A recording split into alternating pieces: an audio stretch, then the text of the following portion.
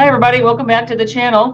I'm here again with Pastor Brian, and we're going to talk about Season 2, Episode 6, Where Is He? Which was just a really humdinger of an episode. Probably the best, to me, best episode we've had of all 2 seasons. Brian? Yeah, that was a kind of a blockbuster again, and finally pulling all the little story parts together, and in a good way, so that each time you're like, no, wait, don't don't go, you know what I mean? Where as opposed to being like, oh yeah, let's catch up with them, but this time it was all firing, in each little storyline, more or less, But yeah, pretty much every storyline was firing in a certain way. I liked that. If anything, there was the opening scene that was the one that didn't belong. We see Eregion running through the woods, and then he kills a few orcs, and he pulls a little map out of the orc's glove that looks maybe like a map to Eregion or something, and then that's it. And we don't see him again. I assume he'll show up to the battle, but he hasn't really anything to do so much this season. And his love interest is dead, and he doesn't seem to have much of a purpose. So character-wise, he's pretty expendable at this point, I would think. And the fact that he's only in one scene was fine with me. I mean, we don't really need to see more of Eregion unless he gets a new purpose and something to do.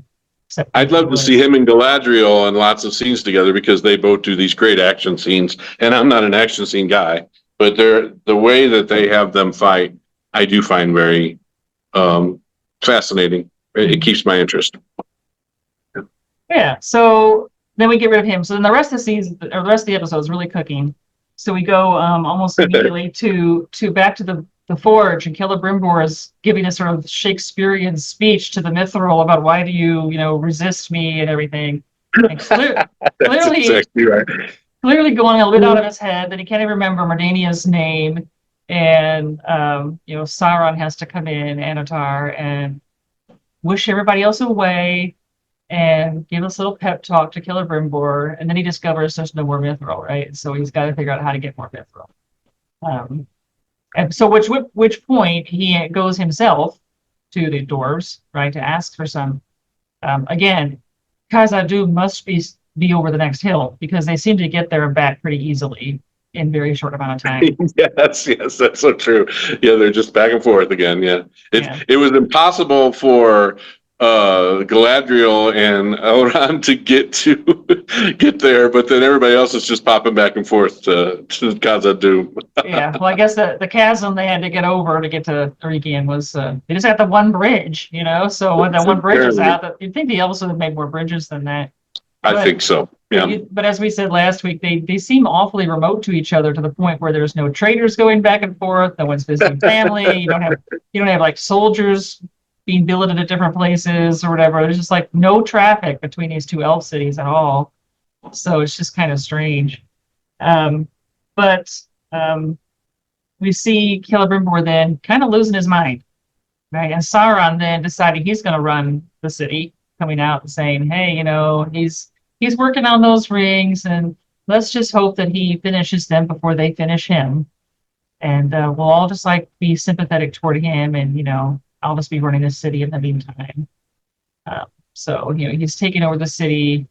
He's taken over this negotiation with the dwarves. But the dwarves frustrate him, and that was kind of cool, that he's coming for mithril and they won't give it to him, and he's trying to figure out how to manipulate them, and it's not working out very well.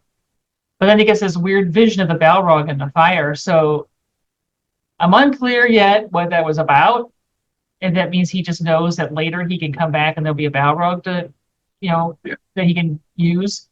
Or if it means he now knows there's a Balrog, so he can sneak down to the Balrog and maybe get some mithril from it. I don't know.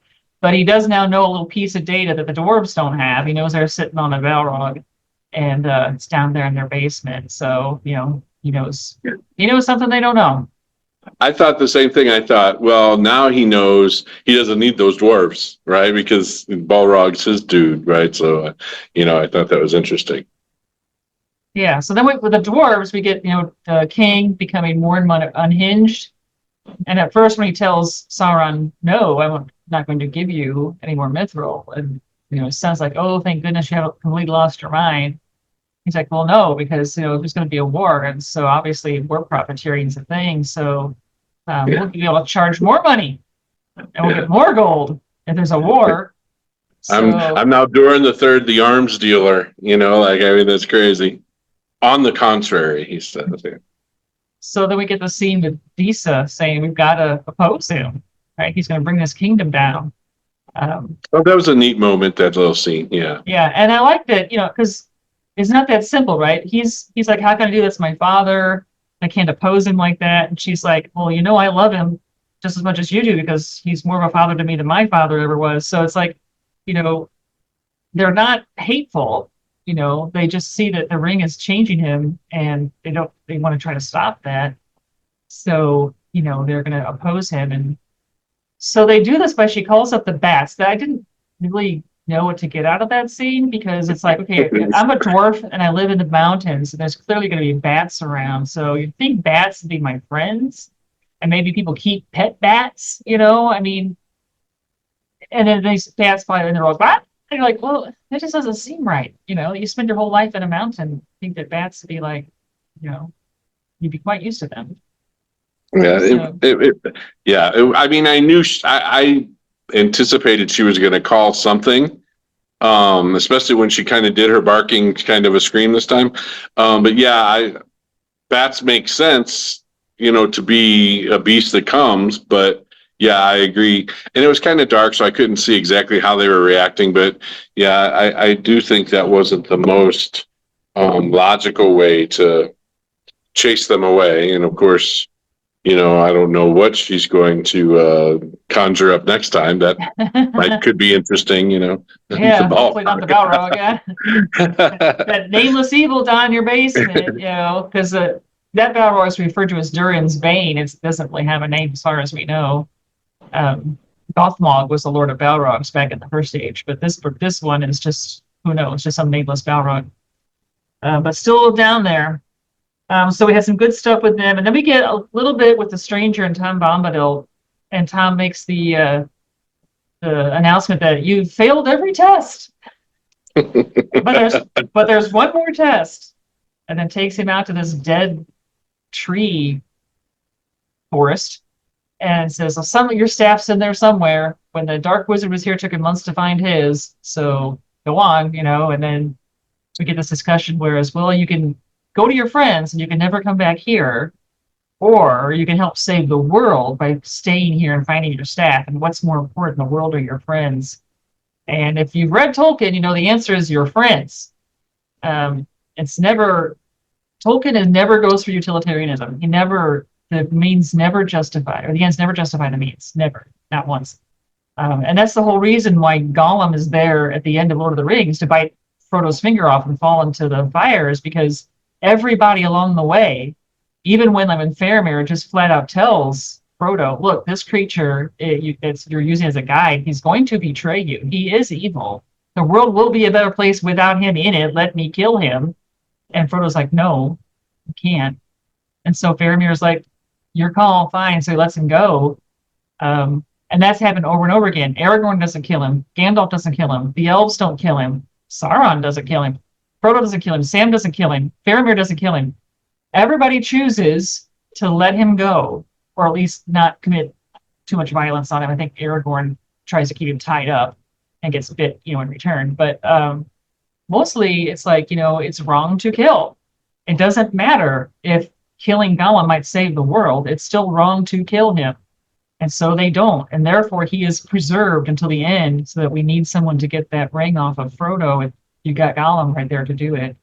If anybody along the line had said, you know what, the world's a better place without this creature in it, and just stuck a knife in his back, the ring would not have been destroyed. So it's a pretty heavy-handed message that you cannot kill like that. It is never the right choice. And so to have the Tom Bombadil tell, what we assume is Gandalf, but at least some wizard, hey, you can look for your staff or rescue your friends, but you can't do both. I would suspect that the answer is you better rescue your friends, because they're more important than any stick.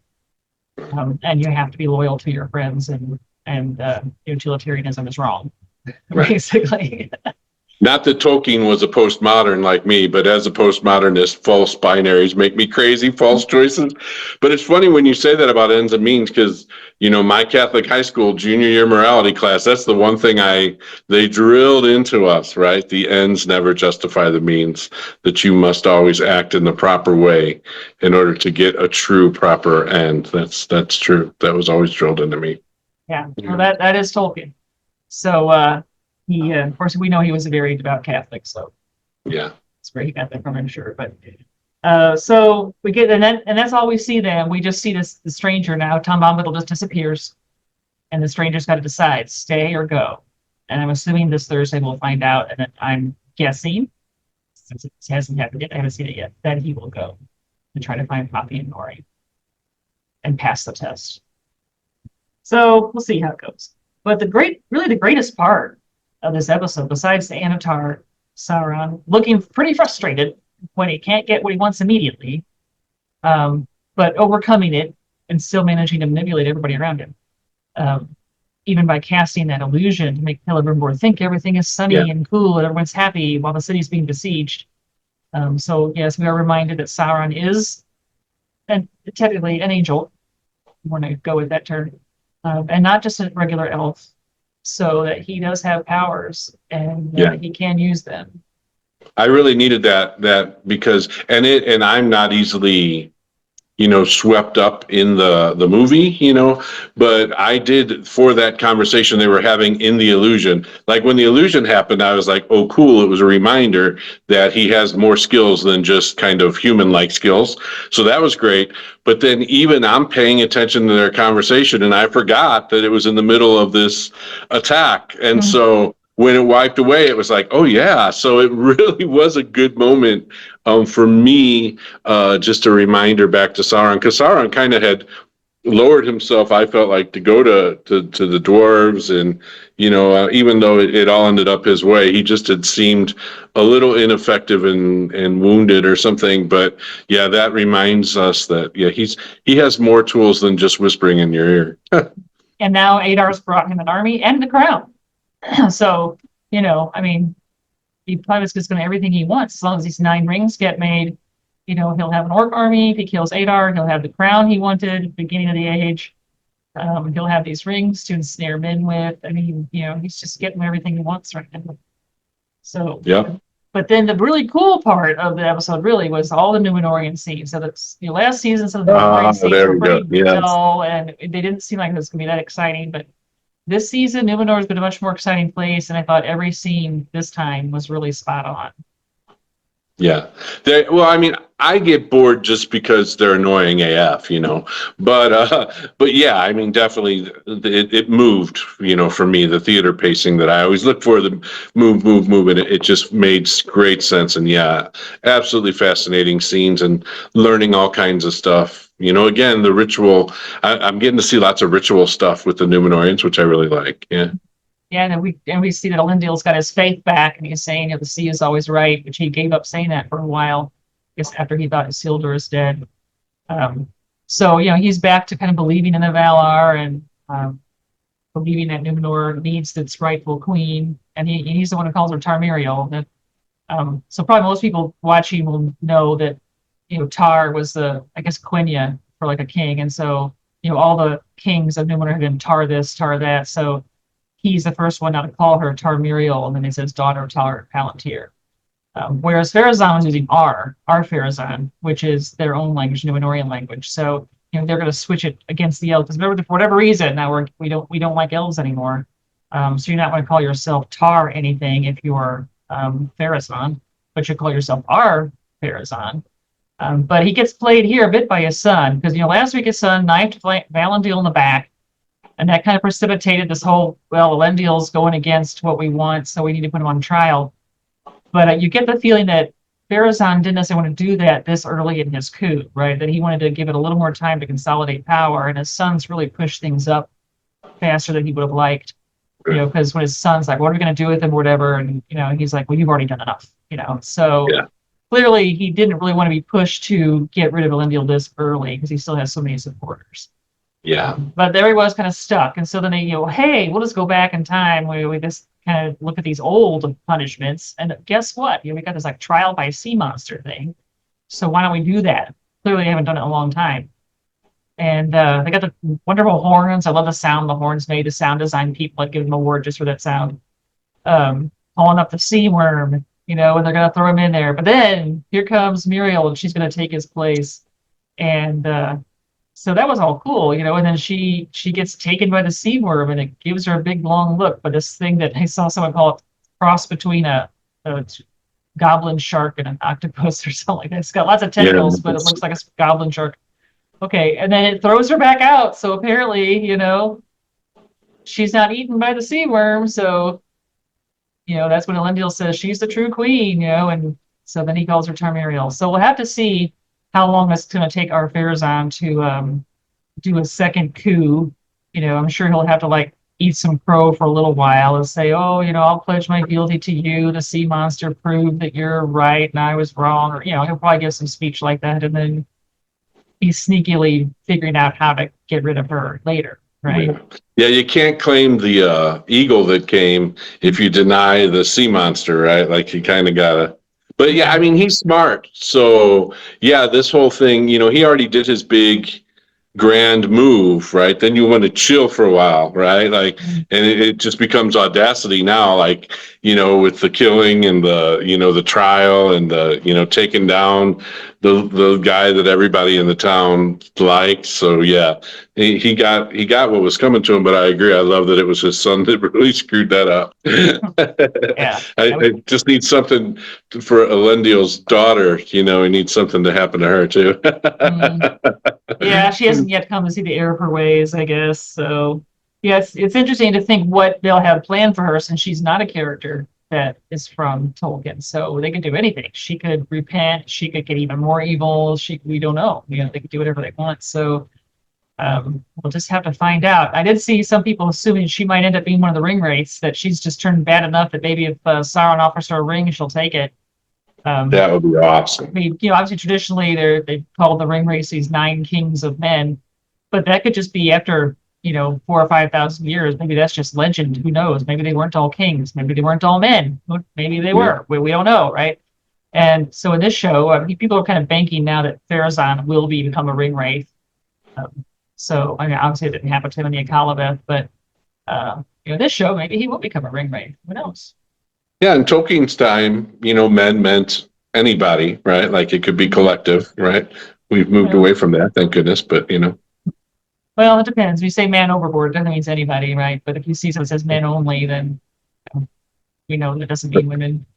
Yeah, I guess you would say of man to be collective as opposed to of men, maybe, or whatever. I don't know, maybe. Well, we went down very much some other time, I suppose. But anyway, so but the Numenorian scenes, just love them all. I thought this was a great episode. Love the costumes, love the sound, love the whole. I love the whole coastline with this little hollowed out spot where they do this trial by sea monster thing, and it was just all cool. I loved it all. And it pulled her under, not forward, but underneath I don't know, that was a neat little hole they had there. Yeah, reach up and drag her down, and then give her a good look, and then spit her back out and say, okay, no, I'm not eating her. The Valar don't want her dead. So the monster made a cool noise too, when it did it, yeah. So now we think the Valar want her alive. So, Farazan's gonna have to get around that somehow. But that pretty much covered everybody. I mean, we had dwarves, we had elves, we had Numenor, we had the Harfoots and the Stores, we had the Stranger in Tom Bombadil, and we had one little brief scene of Eregion. So, everybody kind of got in there, and they're all being moved around the chessboard, and we're gonna find out this week, I guess, in episode 7, how things are gonna start to plan out. Is it 9 episodes? How many? Or is it 8? 8 only. Boy. So yeah, they do have a lot of ground to cover in the next couple episodes, I think, probably. Yes. I feel like we've started this kind of inevitable movement toward whatever their finale is this season. Yeah. Yeah, I would assume, we'll see if I'm right, but I would assume that we'll get the 9 rings forged. Sauron will probably kill Celebrimbor. And we will have the battle where Adar will lose his life and the crown to Sauron. And we'll end the season with Sauron having an orc army, his crown, and his 9 rings, and he'll go off. And we won't know where he ends up, right? He walked into Mordor at the end of last season. He may just like wander off into the sunset this season with the whole orc army behind him, and we don't know where he's going to go next. Who knows? But that's kind of what I would see coming, I guess. Because he has to get to Numenor eventually. But not this season. Yeah, yeah. Not Well, this season. if they go with the occult, right? So because when the Numenorians come over, they capture him and take him home, thinking he's their prisoner, but really he wants to go, because he wants to corrupt them too. So, yeah, they basically doing what he wants anyway, which is kind of his thing. Probably have a cat. Well, and I thought we would see Elendil do his decamping from Numenor, but now that the way this is set up, no, it doesn't seem like we're to that point yet. So that's kind of a lot changed this episode, really a lot. I mean, it kind of gave a more solid trajectory than we've had. You kind of feel like we're going towards something. Yes. Yeah, I don't know that Numenorians will get too much farther, but maybe we'll just establish that Muriel really is queen, and Elendil becomes like her right-hand guy. Obviously, he'll be put back in charge of Seaguard, I would think. And then we leave them. Her boyfriend, maybe. Maybe, I don't know. But then I think we'll leave them there, and then in season 3, we'll probably see them come back. Yeah, and learn, I think. I agree. Yeah. So, but in the meantime, we'll have this siege in Celebrimbor city, and assuming that Adar will lose and Sauron will win, and somehow, of course, Galadriel will escape or something and get back to the elves. But pretty much seeing that Celebrimbor is probably going to beat it here. That there's once the 9 rings are named, Sauron will have no more use for him, and Sauron can go off and the cracks of doom and forge the 1 ring to rule them all. Well, and I mean, you kind of don't want Celebrimbor around anymore because he could always, make something else at this point, right? So you kind of got to do away with him. Yeah. Yeah, Sauron can't let him stay alive, because what if he makes a weapon that could kill Sauron, right? That's right. So make sure he ends up dead, and then there'll be no master smiths that can make really fantastic things. I mean, I guess Celebrimbor is, inspired by his grandfather Fëanor, who made the Silmarils and the Palantir and that kind of stuff. But once Celebrimbor is gone, then that entire line's gone, because we're never told of any other grandchildren of Fëanor. This is like his only grandchild. So Curufin somehow had 1 child with someone. But obviously the 7 sons of Fëanor were really too busy trying to get the Silmarils back to ever get real domestic. So, they all died, and now there's just this 1 grandkid, and he's going to die. So, we get the end of the line. We get rid of the whole line of Fëanor there. So, all right. Well, any last thoughts? I mean, no, I guess it is cool.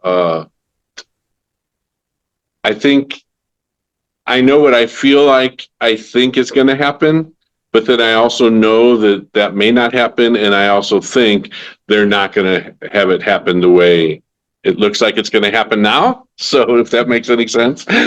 So I'm looking forward to it. Yeah. I hate when I can predict stuff, and when it's, or when it's just kind of trying cliche. So I like, last season ended in a way that kind of surprised me, even though it seemed inevitable. The way it happened surprised me. So I expect the same this season. All right. Well, we'll see you here again shortly after Brandon and I watch episode 7 and have some things to say about that. And then there'll be episode 8, and then we just have to wait for season 3, which they keep saying it's been internally greenlit. It's like, I'm not sure what that means, internally greenlit, but no one seems too worried that Amazon is going to cancel it at this point. So, we may still get the whole 5 seasons that Amazon ordered originally. Just have to see how it goes. But we should get season 3, but who knows when? Maybe it'll be another 2 years or something. So at that point, if they space these things out too much, you'll forget about them. Like, well, oh yeah, I watched that show years ago. So I mean, I think I worry about that happening with this season, because you just don't hear anything about it. And again, because it was just too long between. And of course, they'll say there was a strike and all that, but still, Man. So hopefully we'll get season 3 relatively quickly, and get another 8 episodes and see what happens. And probably assume in season 3 we'll get the forging of the 1 ring. And then the last two seasons will have to be what Sauron going to Numenor, bringing down Numenor, coming back to Middle Earth, and getting faced off with the last alliance of elves and men, with Gil-galad and Elrond, and everybody coming to Isildur and Elendil to beat him up. Galadriel, yes. Cutting off that ring off his finger and sending him back to Barad-dûr to nurse his wounds for the next 3,500 years or whatever. So, all right. Well, remember, if you like this episode, hit like and subscribe. If you dislike this episode, you can hit the little thumbs down button too. Leave us a comment. You may agree with some things we said. You may disagree. We'd like to hear about it. And we'll see you next time. Thank you. Bye-bye.